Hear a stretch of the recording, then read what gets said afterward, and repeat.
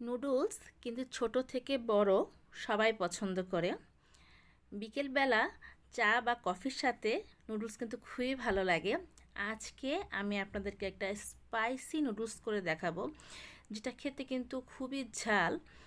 ছোটদের চেয়ে বড়দেরই এই নুডলসের রেসিপিটা বেশি ভালো লাগবে, স্পেশালি যারা ঝাল খেতে পছন্দ করেন। স্পাইসি নুডলস বানানোর জন্য এখানে আমি কিছু ভেজিটেবলস কেটে নিয়েছি। আমি প্রথমেই নিয়েছি গাজর। দেখুন, দু তিনটার মতো গাজর আমি এরকম পাতলা পাতলা স্লাইস করে তারপর এগুলোকে এভাবে কেটে নিয়েছি। আর গাজরের সাথে মিল রেখেই আমি এখানে আলু নিয়েছি। আলু আমি 4-5টা নিয়েছি, গাজরের সাথে ম্যাচ করে কেটেছি যাতে দেখতে সুন্দর লাগে। ওই একইভাবে পাতলা স্লাইস করে কেটে নিয়েছি। আর সাথে নিয়েছি বরবটি। বরবটিগুলোকে এরকম লম্বা লম্বা করে কেটে নিয়েছি। আমি এই ধরনেরভাবে কেটেছি, আপনারা আপনাদের পছন্দ অনুযায়ী ভেজিটেবলসগুলো কেটে নেবেন। এগুলোকে খুব ভালো করে ধুয়ে তারপর আমি কড়াইতে জল বসিয়ে দিয়েছিলাম। জলটা যখন টকবক করে ফুটতে শুরু করেছে তখন আমি দিয়ে দিয়েছি ভেজিটেবলসগুলো। দিয়ে 5 মিনিটের মতো এগুলোকে একটু হাফ বয়েল করে নিয়েছি। খুব বেশি কিন্তু সিদ্ধ করা যাবে না, ফুটন্ত গরম জলে দিয়ে 5 মিনিটের মতো সিদ্ধ করে নিতে হবে। এর চেয়ে বেশি সিদ্ধ করলে গলে যাবে। আর এখানে আমি নুডলস নিয়েছি। আমি এখানে 8 প্যাকেটের মতো নুডলস নিয়েছি। আমি এই ধরনের শেপে নুডলস নিয়েছি, আপনারা আপনাদের চয়েস অনুযায়ী নুডলস নিয়ে নেবেন। আমি আবার জল ফুটতে দিয়ে দিয়েছি। জলটা যখন ফুটে উঠেছে আমি নুডলসগুলো দিয়ে এখানে হালকা একটু সিদ্ধ করে নেব। এই নুডলসটা কিন্তু বড়দের খুবই ভালো লাগবে, যেহেতু একটু স্পাইসি করব।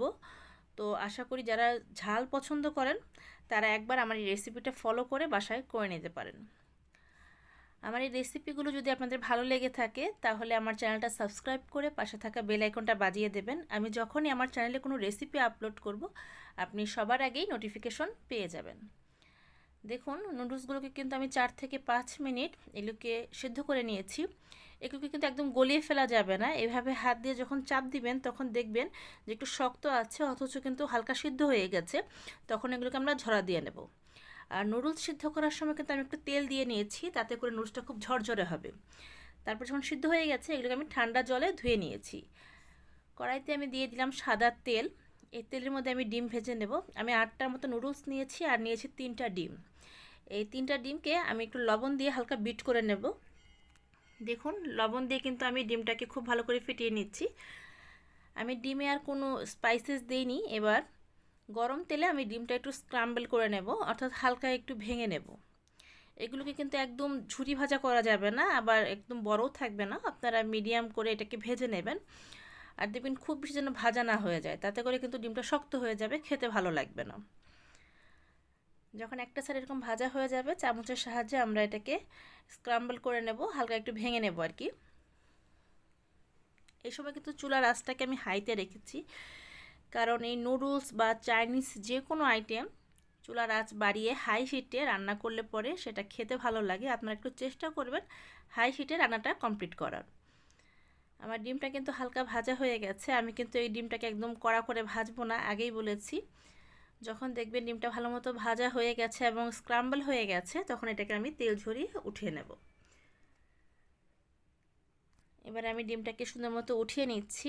কেউ চাইলে কিন্তু ডিম ভাজার পরিবর্তে সিদ্ধ ডিমও দিতে পারেন, তবে ডিম ভাজাটা দিলে পরে কিন্তু নুডলসটা খেতে অবশ্যই বেশি ভালো লাগবে। এখন আমি ডিমটাকে উঠিয়ে নিচ্ছি। এবার ওই একই কড়াইতে আমি আরেকটু তেল দিয়ে দেব। তেল কিন্তু খুব বেশি দেবেন না, পরিমাণ মতো তেল দেবেন। নুডলসের তেল বেশি হলে খেতে ভালো লাগে না। এখানে আমি পেঁয়াজ কুচি দিয়ে দিয়েছি। আমি 3-4টার মতো পেঁয়াজ খুব ভালো করে মিহি করে কুচি করে সেই পেঁয়াজ কুচিটা দিয়ে দিয়েছি। দিয়ে কিন্তু তেলের সাথে খুব ভালো করে আমি ভেজে নিচ্ছি। পেঁয়াজটাকে কিন্তু একটু ব্রাউন করে আমি ভেজে নেব, অর্থাৎ একটু হালকা কিন্তু গোল্ডেন কালার হবে। এই পেঁয়াজের সাথে আমি একটু লবণ দিয়ে দেব। যেহেতু ভেজিটেবলস যখন আমি সিদ্ধ করেছি তখন কিন্তু কোনো প্রকারের লবণটা অ্যাড করিনি, তাই অনেক সময় দেখবেন নুডলস দেওয়ার পর যদি লবণটা ছিটিয়ে দেন নুডলসটা কিন্তু ভালো মতো লবণ মিশতে চায় না। আপনারা এই তেলের মধ্যে পেঁয়াজের সাথেই কিন্তু লবণটা দিয়ে খুব ভালো করে মিক্সড করে নেবেন।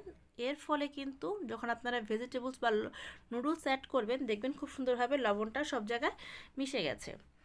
এবার যেগুলো আমি হাফ বয়েল করে রেখেছিলাম ভেজিটেবলসগুলো সেগুলো আমি দিয়ে দিলাম। আমি কিন্তু ভেজিটেবলসটা প্রথমেই বলেছি এটা কিন্তু সম্পূর্ণ সিদ্ধ করিনি, কারণ আমি তেলের মধ্যে আরেকটু ভাজবো। এটাকে এই পেঁয়াজের সাথে খুব ভালো করে আমি ভেজে নিচ্ছি।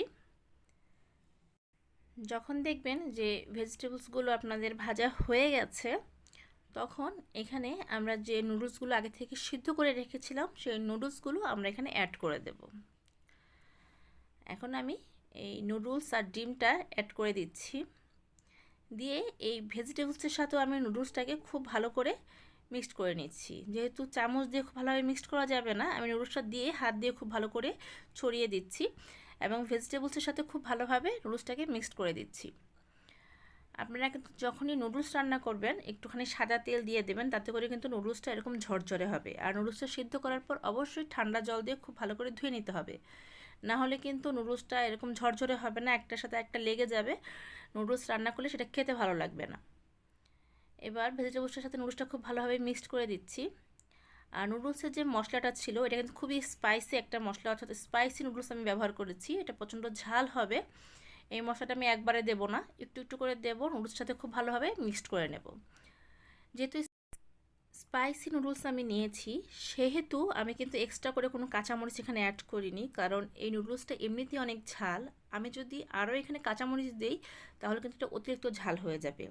পার্সোনালি আমি ঝাল খুব একটা বেশি পছন্দ করি না, তাই নুডলসের যে মশলাটা আছে সেটা দিয়ে আমি নুডলসটা রান্না করছি। কেউ যদি মনে করেন না আমি এক্সট্রাভাবে ঝাল বেশি পছন্দ করি, সেই ক্ষেত্রে অবশ্যই আপনি কাঁচামরিচ এখানে অ্যাড করে দিতে পারেন। এবার বাকি যে মশলাটা আছে সেটাও আমি নুডলসে দিয়ে দিলাম। আপনারা লক্ষ্য করেছেন আমি কিন্তু একবারে মশলাটা দেইনি, এতে করে কিন্তু নুডলসের কিছু জায়গায় আপনার মশলাটা মিক্সড হবে আর কিছু জায়গায় মিক্সড হবে না। আপনারা অর্ধেক পরিমাণ দিয়ে আগে প্রথমে একটু মিক্সড করে নিয়ে তারপর বাকি অর্ধেকখানি দিয়ে খুব ভালো করে নুডলসটাকে এভাবে চামচের সাহায্যে মিক্সড করে নেবেন। দেখুন কালারটা কতটা সুন্দর হয়েছে।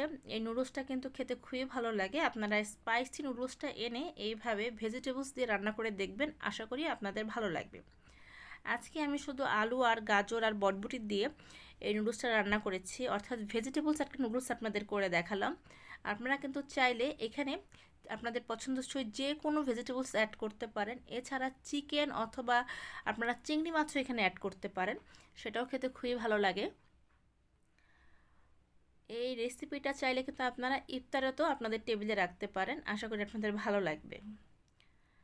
নুডলসটাকে আমি খুব ভালো করে চামচ দিয়ে এভাবে মিক্সড করে দিচ্ছি। এভাবে একটু সময় নিয়ে ভালো করে মিক্সড করে দেবেন, তাতে করে কিন্তু নুডলসটা সম্পূর্ণটা মশলাটা খুব ভালোভাবে মিক্সড হবে আর একটু ভাজা ভাজা হবে, খেতে ভালো লাগবে।